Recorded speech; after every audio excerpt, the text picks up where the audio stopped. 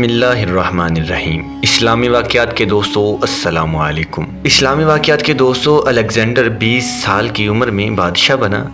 23 سال کی عمر میں مقدونیہ سے نکلا۔ اس نے سب سے پہلے پورا یونان فتح کیا، اس کے بعد وہ ترکی میں داخل ہوا، پھر ایران کے دارا کو شکست دی، پھر وہ شام پہنچا، پھر اس نے یروشلم اور بابل کا رخ کیا، پھر وہ مصر پہنچا، پھر وہ ہندوستان آیا۔ ہندوستان میں اس نے پورس سے جنگ لڑی، اپنے عزیز جان گھوڑے کی یاد میں پھالیا شہر آباد کیا، مکران سے ہوتا ہوا واپسی کا سفر شروع کیا، راستے میں ٹائیفائڈ میں مبتلا ہوا اور 323 قبل مسیح میں 33 سال کی عمر میں بخت نصر کے محل میں انتقال کر گیا۔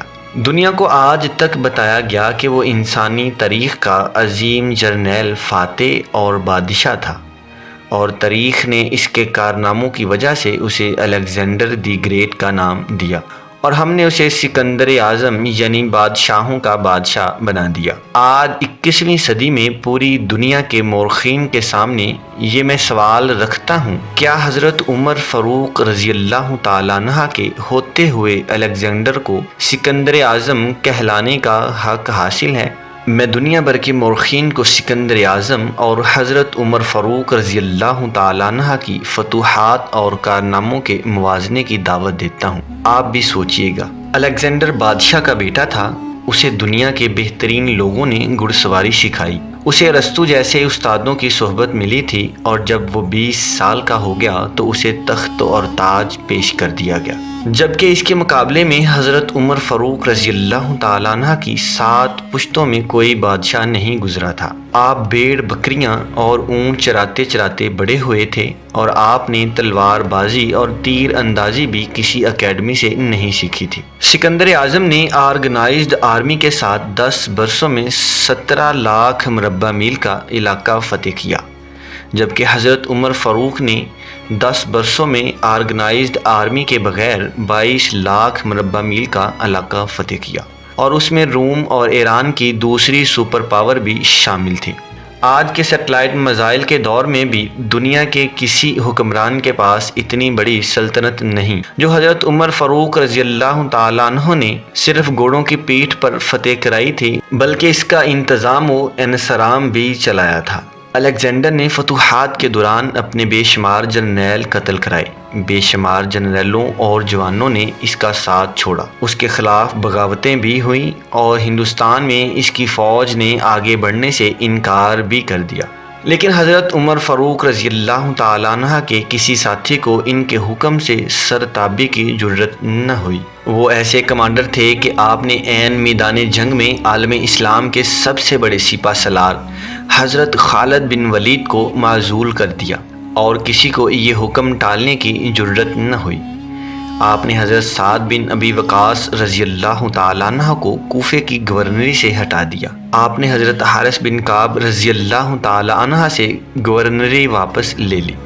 آپ نے حضرت عمر بن العاص رضی اللہ تعالی عنہ کا مال ضبط کر لیا، اور آپ نے حمص کے گورنر کو واپس بلا کر اونٹ چرانے پر لگا دیا، لیکن کسی کو حکم عدولی کی جرت نہ ہوئی۔ الیگزینڈر نے 17 لاکھ مربع میل کا علاقہ فتح کیا، لیکن دنیا کو کوئی نظام، کوئی سسٹم نہ دے سکا، جبکہ حضرت عمر فاروق رضی اللہ تعالی عنہ نے دنیا کو ایسے سسٹم دیے جو آج تک پوری دنیا میں قائم ہیں۔ انہوں نے سن ہجری کا اجرا کیا، اس کے بعد جیل کا تصور دیا، موذنوں کی تنخواہیں مقرر کیں، مسجدوں میں روشنی کا بندوبست کرایا، پولیس کا محکمہ بنایا، ایک مکمل عدالتی نظام کی بنیاد رکھی، اس کے بعد آبپاشی کا نظام قائم کرایا، فوجی چھاؤنیاں بنوائیں، اور فوج کا باقاعدہ محکمہ قائم کیا۔ آپ نے دنیا میں پہلی بار دودھ پیتے بچوں، معذوروں، بیواؤں اور بے آسراؤں کے وظائف مقرر کیے۔ آپ نے دنیا میں پہلی بار حکمرانوں، سرکاری عہدیداروں اور والیوں کے اثاثے ڈکلیئر کرنے کا تصور دیا۔ آپ نے بے انصافی کرنے والے ججوں کو سزا دینے کا سلسلہ بھی شروع کیا۔ آپ نے دنیا میں پہلی بار حکمران کلاس کی اکاؤنٹیبلٹی شروع کی۔ آپ راتوں کو تجارتی قافلوں کی چوکیداری کرتے تھے۔ آپ فرمایا کرتے تھے، جو حکمران عدل کرتے ہیں وہ راتوں کو بے خوف سوتے ہیں۔ آپ کا فرمان تھا، قوم کا سردار قوم کا سچا خادم ہوتا ہے۔ آپ کی مہر پر لکھا تھا، عمر نصیحت کے لیے موت ہی کافی ہے۔ آپ کے دسترخوان پر کبھی 2 سالن نہیں رکھے گئے۔ آپ زمین پر سر کے نیچے اینٹ رکھ کر سو جاتے تھے۔ آپ سفر کے دوران جہاں نیند آ جاتی تھی، آپ کسی درخت پر چادر تان کر سایہ کرتے تھے اور سو جاتے تھے، اور رات کو ننگی زمین پر دراز ہو جاتے تھے۔ آپ کے کرتے پر 14 پوند تھے اور ان پوندوں میں ایک سرخ چمڑے کا پوند بھی تھا۔ آپ موٹا کھردرا کپڑا پہنتے تھے۔ آپ کو نرم اور باریک کپڑے سے نفرت تھی۔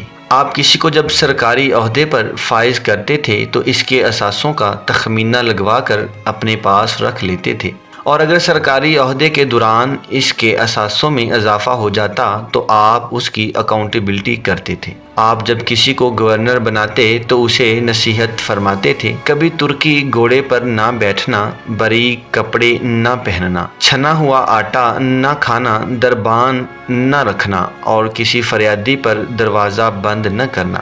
آپ فرماتے تھے، ظالم کو معاف کر دینا مظلوموں پر ظلم ہے۔ آپ کا یہ فکرہ آج انسانی حقوق کے چارٹر کی حیثیت رکھتا ہے۔ مائیں بچوں کو آزاد پیدا کرتی ہیں، تم نے انہیں کب سے غلام بنا لیا۔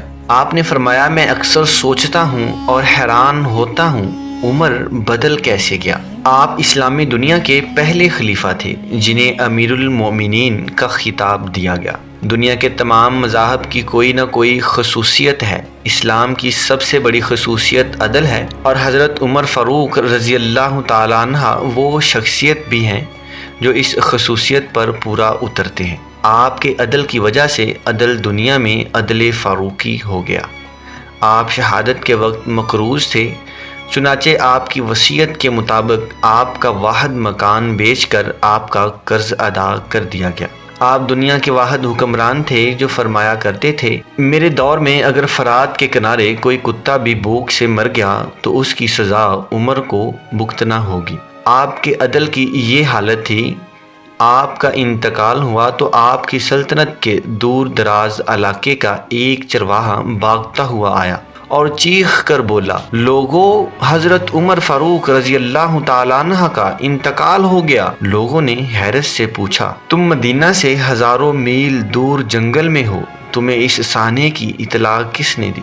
چرواہا بولا، جب تک حضرت عمر فاروق رضی اللہ تعالیٰ عنہ زندہ تھے، میری بھیڑیں جنگل میں بے خوف پھرتی تھیں اور کوئی درندہ ان کی طرف آنکھ اٹھا کر نہیں دیکھتا تھا، لیکن آج پہلی بار ایک بھیڑیا میری بھیڑ کا بچہ اٹھا کر لے گیا۔ میں نے بھیڑیے کی جرت سے جان لیا کہ آج دنیا میں حضرت عمر فاروق رضی اللہ تعالیٰ عنہ موجود نہیں ہیں۔ میں دنیا بھر کے مورخین کو دعوت دیتا ہوں، وہ الیگزینڈر کو حضرت عمر فاروق رضی اللہ تعالیٰ عنہ کے سامنے رکھ کر دیکھیں۔ انہیں الیگزینڈر حضرت عمر فاروق کے حضور پہاڑ کے سامنے کینکر دکھائی دے گا، کیونکہ الیگزینڈر کی بنائی سلطنت اس کی وفات کے 5 سال بعد ختم ہو گئی، جبکہ حضرت عمر فاروق رضی اللہ تعالیٰ عنہ نے اپنے دور میں جس خطے میں اسلام کا جھنڈا بھجوایا، وہاں سے آج بھی اللہ اکبر کی صدائیں آتی ہیں، وہاں آج بھی لوگ اللہ کے سامنے سجدہ کرتے ہیں۔ دنیا میں الیگزینڈر کا نام صرف کتابوں میں سمٹ کر رہ گیا، جبکہ حضرت عمر فاروق رضی اللہ تعالیٰ عنہ کے بنائے نظام دنیا کے 245 ممالک میں آج بھی کسی نہ کسی شکل میں موجود ہے۔ آج بھی جب کسی ڈاک خانے سے کوئی خط نکلتا ہے، پولیس کا کوئی سپاہی وردی پہنتا ہے، کوئی فوجی جوان 6 ماہ بعد چھٹی پر جاتا ہے، یا پھر حکومت کسی بچے، معذور، بیوہ یا بے آسرا شخص کو وظیفہ دیتی ہے، تو وہ معاشرہ، وہ سوسائٹی بے اختیار حضرت عمر فاروق رضی اللہ تعالیٰ عنہ کو عظیم تسلیم کرتی ہے۔ وہ انہیں تاریخ کا سب سے بڑا سکندر مان لیتی ہے، ماں سوائے ان مسلمانوں کے جو آج احساس کمتری کے شدید احساس میں کلمہ تک پڑھنے سے پہلے دائیں بائیں دیکھتے ہیں۔ لاہور کے مسلمانوں نے ایک بار انگریز سرکار کو دھمکی دی تھی، اگر ہم گھروں سے نکل پڑے تو تمہیں چنگیز خان یاد آ جائے گا۔ اس پر جواہر لال نہرو نے مسکرا کر کہا تھا، افسوس آج چنگیز خان کی دھمکی دینے والے مسلمان یہ بھول گئے ہیں کہ ان کی تاریخ میں ایک حضرت عمر فاروق رضی اللہ تعالیٰ عنہ بھی تھا، جن کے بارے میں مشرقین اعتراف کرتے ہیں اسلام میں اگر ایک عمر اور ہوتا تو آج دنیا میں صرف اسلام ہی دین ہوتا۔ ہم آج بھی یہ بھولے ہوئے ہیں کہ ہم میں ایک حضرت عمر فاروق بھی تھے۔ آج امت مسلمہ کو ایک عمر کی ضرورت ہے۔ اللہ تعالیٰ سے دعا ہے کہ اللہ تعالیٰ ہمیں ایک عمر فاروق رضی اللہ تعالیٰ عنہ جیسا لیڈر عطا کرے۔ اسلامی واقعات کے دوستو، یہ ویڈیو اپنے دوستوں میں شیئر لازمی کیجیے گا اور اسلامی واقعات کے چینل کو سبسکرائب لازمی کیجیے گا۔ اللہ حافظ۔